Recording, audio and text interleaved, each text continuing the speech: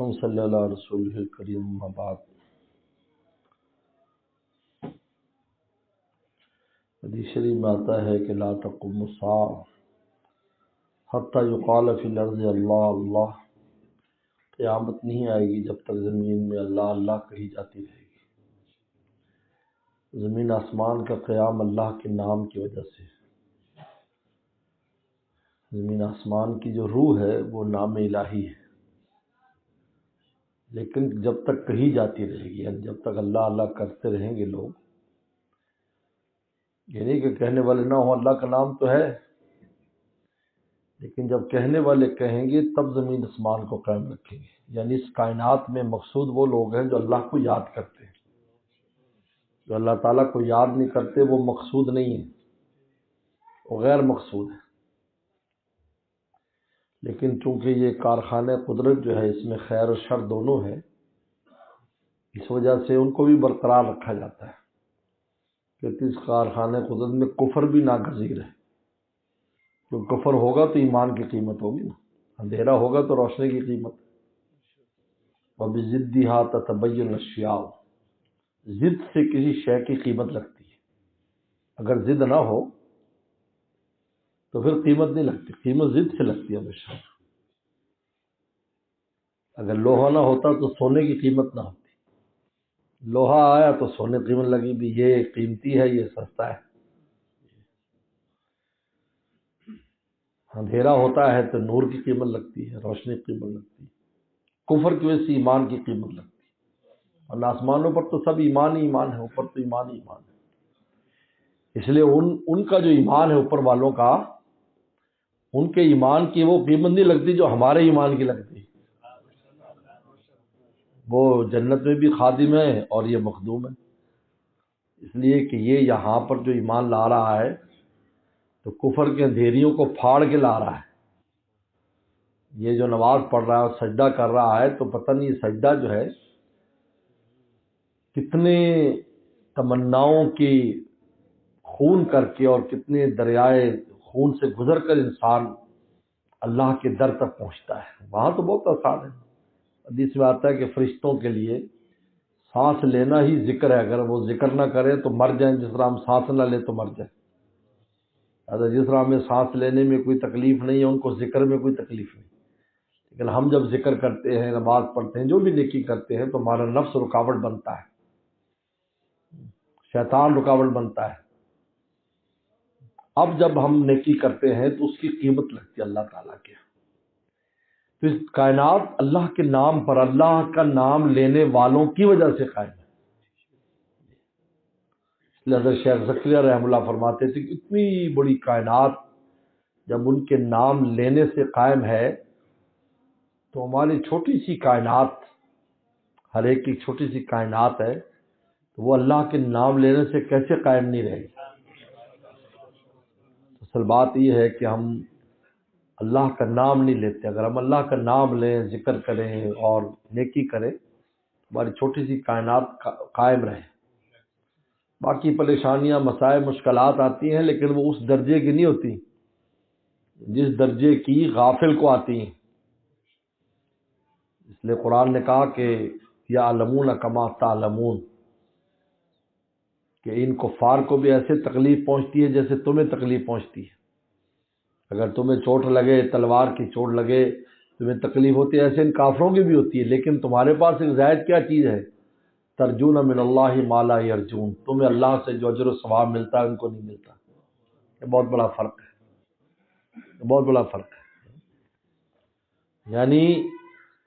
اللہ اللہ کرنے والوں پر کوئی مشکل آتی ہے وہ ایسے ہی ہے جیسے بچے کی ہم انجیکشن لگواتے ہیں، کتنا روتا چیختا ہے، لیکن ماں باپ اس کی صحت کے لیے لگوا رہے ہیں، آئندہ سے بیماری سے بچانے کے لیے، یا جو بیماری موجود ہے اس کے دور کرنے کے لیے۔ اور غافل پر جو مصیبت آتی ہے وہ ایسے ہے جیسے تھانے میں کسی کی پٹائی ہو۔ دونوں میں زمین آسمان کا فرق ہے۔ ایک کی تربیت کے لیے جو صحت مند ہو جائے، اچھا ہو جائے، اور ایک کی سزا کے طور پر، دونوں میں بہت فرق ہے۔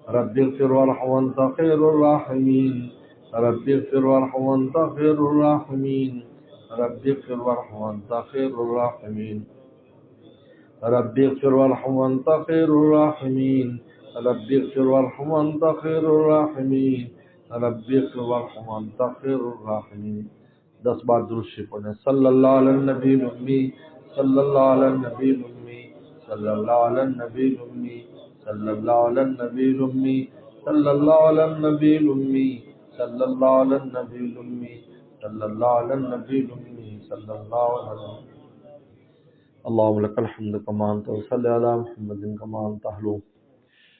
وافعل بنا كما انت اهله فانك انت اهل التقوى والمغفرة ربنا ظلمنا انفسنا وان لم تغفر لنا وترحمنا لنكونن من الخاسرين اللهم انا نسألك الهدى والتقى والعفاف والغنى اللهم احسن عاقبتنا في الامور كلها واجعلنا من خزي الدنيا وعذاب الاخرة اللهم انا نسألك حبك وحب رسولك وحب من يحبك وحب عمل يبلغنا الى حبك اللهم اجعل حبك حب الينا من انفسنا واهلنا من الماء البارد کوئی تجھ سے کوئی کچھ مانگتا ہے الہی میں تجھ سے طلبگار تیرا تو کر بے خبر ساری خبروں سے مجھ کو الہی روح خبردار تیرا اب چاہے ہمیں یہ کلمہ پکا ہم چاہنے کے تو قابل نہیں علم دور افتادوں کو اپنے نزدیک فرما مقربین بارگاہ فرما ذکر کی لذت نصیب فرما ایمان کامل نصیب فرما تقوی کامل نصیب فرما رضائے کامل نصیب فرما 100% آپ کا بن جانے کی توفیق عطا فرما یا اللہ اپنے راستے کا شیر نر فرما لومڑیانہ چالوں سے ہماری حفاظت فرما ہر گناہ سے ہمیں محفوظ فرما ہر گناہ سے ہمیں محفوظ فرما آفت دارین نصیب فرما یا اللہ رحم کرم اور عافیت کا معاملہ فرما یا اللہ ذاکرین میں سے فرما شاکرین میں سے فرما یا اللہ ذاکرین میں سے فرما شاکرین میں سے فرما صابرین میں سے فرما یا اللہ رحم کرم اور عافیت کا معاملہ فرما یا اللہ اس ادارے کو یا اللہ خانقاہ کو دن دگنی رات چگنی ترقی عطا فرما ہر قسم کے شرور فتن سے محفوظ فرما ہر طرح کی عافیت نصیب فرما یا اللہ تمام بیماروں کو شفا عطا فرما ہمارے گھر والوں کو صحت اور عافیت نصیب فرما عافیت کے ساتھ ان کی واپسی فرما یا اللہ ہمارے مرحومین مرحومات کی مغفرت فرما ہمارے والدین اساتذہ مشائخ عزیز وقار متعلقین متعلقات اور پورے امت مسلمہ کی مغفرت فرما یا اللہ رزق روٹی کے وسائل میں برکتیں پیدا فرما ہماری مشکلات کو دور فرما ہمارے مسائل کو حل فرما جن نے دعاؤں کے کہا یا اللہ ان کی حاجات کو پورا فرما یا اللہ جو مانگے بھی عطا فرما جو نہ مانگ سکے بھی عطا فرما اللہ ہمارے ملک کے جپے کی حفاظت فرما یا اللہ خلف شار کو ختم فرما ملک و ملت کا درد رکھنے والے حکمران نصیب فرما ہماری دعاؤں کو شرف قبولیت نصیب فرما